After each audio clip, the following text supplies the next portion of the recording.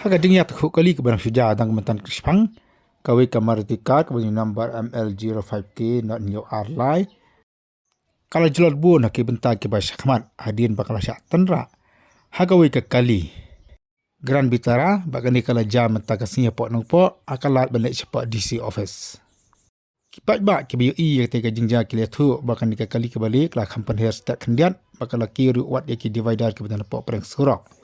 Bat dia bakal makan kapor ru kala tenra bat kani kamaruti. Ki biu i yang ke jingja ke liatu baladan iwe kelung ibu syong haka kali balik kran bitara ila masau. Nak dia ke jingja aksiden.